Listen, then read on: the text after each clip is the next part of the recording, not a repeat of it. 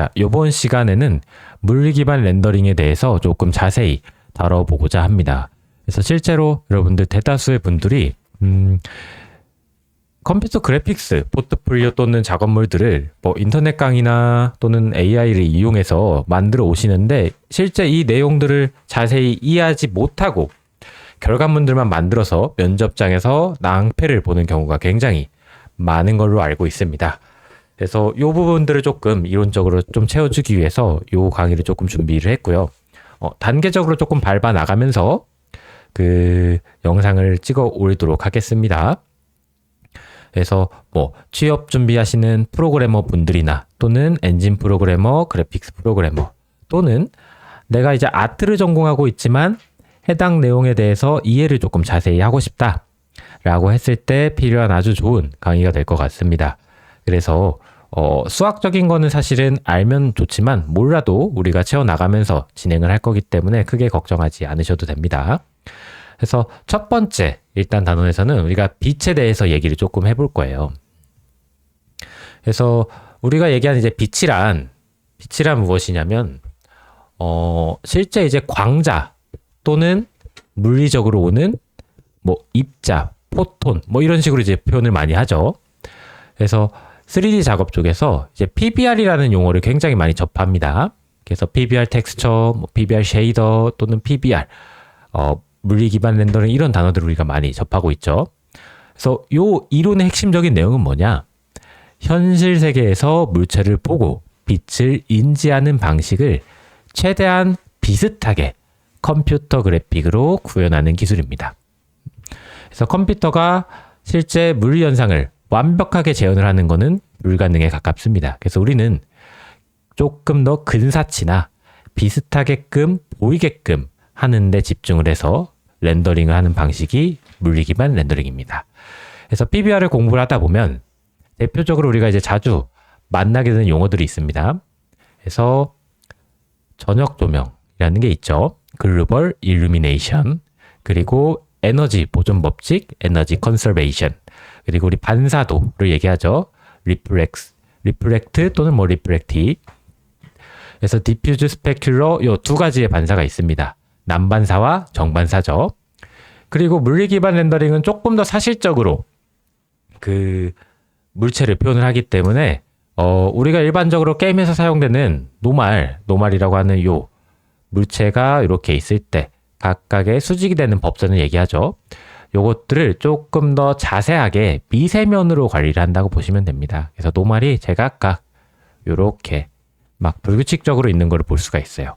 그래서 미세면, 마이크로 서페이스, 그리고 여기가 과연 얼마나 물체가 거칠기를 또 표현하는 러프니스가 있습니다. 그래서 고무공 같은 경우는 굉장히 물체가 거칠어져 있는 물체고요. 또는 우리 쇠공 같은 경우는 거칠기가 거의 없는 물체이기도 합니다.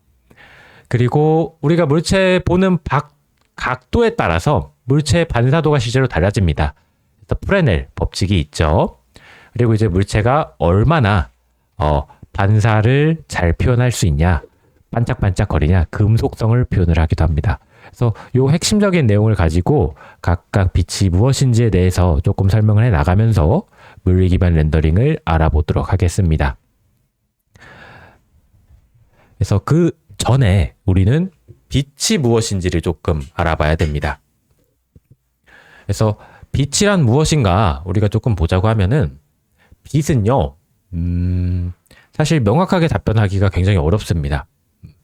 우리가 알고 있는 이제 그 유명한 과학자 중에 하나인 아인슈타인조차도 평생 동안 빛에 대해서 연구를 하다가 끝나버렸습니다. 실제로 자기가 가설을 세운 그 가설들을 증명하지도 못한 채로 생을 마감을 했죠. 그래서 우리도 이 빛의 모든 부분을 이해할 수는 없습니다. 근데 우리가 주의 깊게 봐야 될 부분은 뭐냐면 눈에 보이는 영역의 빛이에요. 그래서 실제 빛은요, 우리 감마선도 있고요, 엑스레이도 있고, 여기가 이제 눈에 보이는 영역이죠. 가시광선이라고 우리가 얘기를 하죠. 그리고 뭐 전자파 영역도 있고요. 또는 뭐 레이디오. 그래서 여기도 이제 전자파 영역이죠. 이렇게 여러 영역의 빛 정보들이 빛의 하나의 물체 안에 포함이 되어 있습니다. 근데 우리는 여기서 이제 어디에만 집중을 할 거냐? 아까도 말씀드렸지만 눈에 보이는 영역, 어디죠? 가시광선의 영역만을 우리는 집중을 할 예정입니다. 자, 그래서 대표적으로 이제 빛의 광자 또는 입자들이 이렇게 물체에 넘어온다고 하면, 자, 크기를 조금 조정을 하겠습니다. 하얀색으로 눈에 보이는데 빛이, 요게 이제 우리가 실제 프리즘을 통해서 빛을 그 굵기별로 빛의 이 각도별로 물체 진동이 다르죠. 색깔마다. 그 진동별로 분류를 시키면은 이렇게 여러 개의 빛이 색깔별로 나눠지는 걸 볼 수가 있습니다. 그래서 빛은 사실은 단일 흰색이 아니라 여러 파장이 이루어진 조합이라는 겁니다. 요게 이제 가시광선 영역에서에서 말씀을 드리는 겁니다. 자, 그러면 이제 우리는 과연 빛을 어떻게 인지를 하냐라는 겁니다. 실제 이제 눈에 이제 빛이 들어오게 되면요. 눈 뒤에 이렇게 보시면 RGB 값, 우리 이제 빨간색, 초록색, 그리고 파란색 값을 파장을 구분할 수 있는 이 시신경들이 있어요. 보이시죠? 이렇게 파란색 시신경도 있고 빨간색 시신경도 있고 초록색 시신경들이 있습니다. 그러면 우리 눈에는 요 세 개의 색깔을 구분할 수 있는 시신경들이 이 빛의 프리즘 영역들을 인지를 해서 이 빛의 색깔마다, 그쵸? 파장의 굵기가, 이 진동수가 다르기 때문에 보시면은, 자, 요거는 조금 확대를 시켜서 보겠습니다. 진동수가, 여기는 빨강은 굉장히 이렇게 넓죠? 넓고, 자, 그러면 이제 요 시신경을 눈이 실제로 구분을 한다라는 겁니다. 우리 눈의 이 시신경이 저 빛의 파장들을 실제로 구분을 해서 우리한테 뇌로 그 무슨 색깔인지에 대한 정보를 보내게 됩니다. 그래서 여기 이제 사용되는 게 두 가지 세포가 있습니다. 그래서 간상세포죠. 우리 간상세포는 명암을 감지를 합니다. 빛이 밝거나 어둡거나. 그래서 여러분들이 이제 홍채라고 하죠. 홍채가 실제 빛의 밝기를 조정해주는 그런 눈의 근육이죠. 그리고 원주세포가 색상을 감지를 합니다. 그래서 빨간색, 초록색, 파란색 요 색상을 감지를 하게 되면은 기본적으로 요 색상을 통해서 우리가 실제로 우리 사람이 볼 수 있는 색의 모든 색들을 만들어낼 수가 있습니다. 그래서 요게 이제 빛이 우리가 사람의 눈에 들어와서 색으로 감지되는 영역이에요. 그래서 우리는 게임을 만들 때 실제로 RGB 데이터, 이 삼원색을 가지고 물체를 표현을 합니다. 그래서 여러분들 다들 아시겠지만, 자, 여기 제가 밑줄 좀 치겠습니다. 삼원색 가지고 색을 표현하기 때문에 여러분들 실제로 뭐 그래픽스 프로그래밍이나 이런 걸 해보신 분들을 보시면은 빨간색, 초록색, 파란색만 가지고 물체의 색깔을 표현해서 만들고 하시는 것들을 기억을 하실 겁니다. 그리고 여러분 뭐 포토샵이나 이런 프로그램들을 사용했을 때도 색을 표현할 때 저 색의 수치나 값을 이용해서 물체를 표현을 합니다. 자, 그래서 요 RGB라는 거는요, 기본적으로 사람 중심적으로 빛을 바라보는 방법입니다. 하지만 우리 시신경 같은 경우는 요 RGB에 관련된 요 파장을 인지할 수밖에 없는 시신경밖에 존재를 하고 있지 않습니다. 근데 사람이 아닌 다른 동물한테는요, 더 많은 시신경들이 존재를 합니다. 그래서 대표적으로 우리 새 있죠, 새. 우리 새는 자외선까지도 시신경이 파악을 할 수가 있습니다.